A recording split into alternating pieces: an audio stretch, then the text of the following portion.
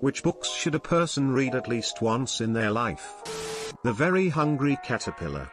The Man Who Mistook His Wife for a Hat by Oliver Sacks. No, seriously, it's a non-fiction, journal-style book about a psychiatrist, neurologist, and how he dealt with the different problems, illnesses and issues, and in turn how the patients have been able to adapt and overcome the obstacles. It's very moving, not always easy or pleasant, but powerful book. Man's Search for Meaning by Viktor Frankl. The Count of Monte Cristo. It is full of strong emotions, and makes you question what is justice. The Things They Carried by Tim O'Brien. A Short History of Nearly Everything by Bill Bryson. Catch-22. Hilarious, depressing, couldn't put it down. You Must Learn Snowden's Secret. The Importance of Being Earnest by Oscar Wilde. Reading plays is a great experience, plus this one is hilarious. The Little Prince by Antoine de Saint-Exupéry. Very short book, but I believe everyone should read this at least once, especially adults. I've recommended Brave New World to everyone I know. Not only does it touch on class hierarchy, which is still present in most societies, either blatantly or subtly, but the book also delves into what happens when we strive for efficiency and forget about some of the most important aspects of what makes us human. Flowers for Algernon.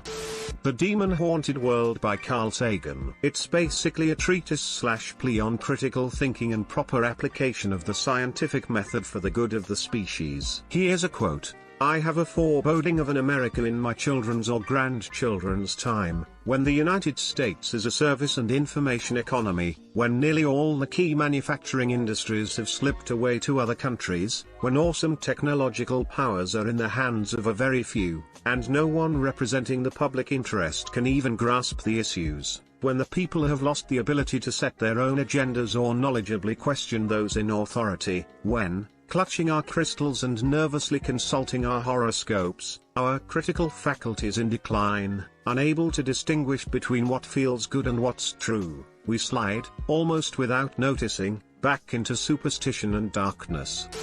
Watership Down. I fell in love with it in 6th grade and stole the teacher's copy and never gave it back. Sorry, Mrs. R. I read that copy to tatters, have bought multiple copies and read them to tatters since. But only the brown cover with the brown bunny on front. As time goes on, they're getting harder to find. I have made just about every member of my family read it. I don't even know why I love that book so much. When I open it up and read the first line, a feeling comes over me like I am home. The Hitchhiker's Guide to the Galaxy.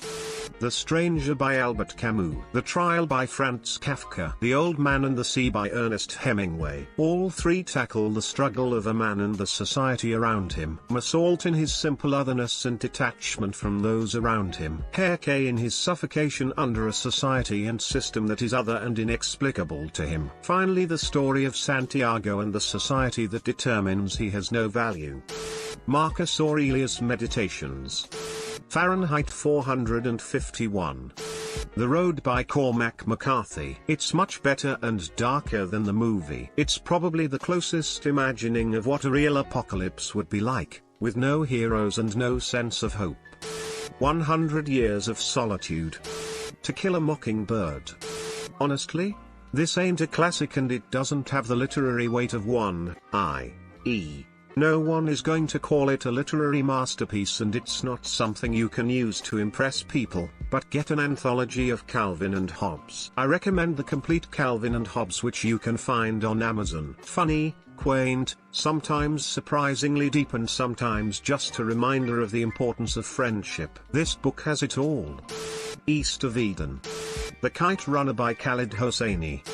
I just read Dracula and I would strongly recommend it, in part because it's phenomenal and in part because there's a lot of irony in the fact that none of the characters know they're Dracula characters. Battle Royale makes you feel sympathy for even what appears to be the most villainous and cruel person. The Giving Tree. 1984. The Hobbit. Lord of the Rings Trilogy. The Hitchhiker's Guide to the Galaxy. Harry Potter. Dune. The Stand. The Giver. Of Mice and Men. Animal Farm. The His Dark Materials trilogy by Philip Pullman tackles issues like free will and religion, all in thrilling fully realized fantasy world.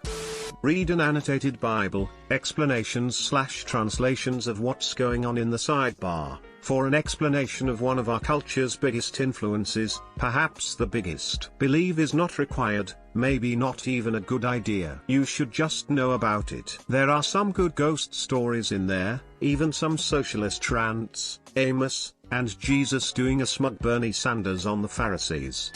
Lord of the Flies. It really exposes the nature of humanity, and the older you get, the more you understand. Fahrenheit 451 is also a great read. It challenges today's culture. Read it and decide for yourself. All Quiet on the Western Front by Eric Remarque. Dune series.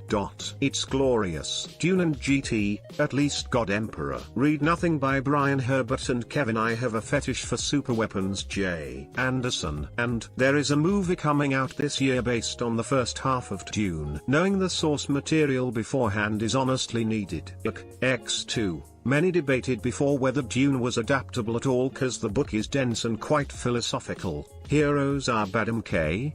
And the Lynch Dune movie had a pamphlet that was handed out to moviegoers. So yeah. Jonathan Livingston Seagull. I read it when I was 10, and it changed my life. I don't think it's unfair to call it a young adult book. It's very short, pretty simple, and has a 1960s hippie mentality, but it's also very beautiful. Have you ever felt like you're just a member of a flock? Pecking out your existence among a sea of others and yearning to be something more? You don't have to settle for what the flock wants, and even if they throw you out for chasing your dreams, you can still soar. Thanks for watching. Don't forget to like and subscribe for more.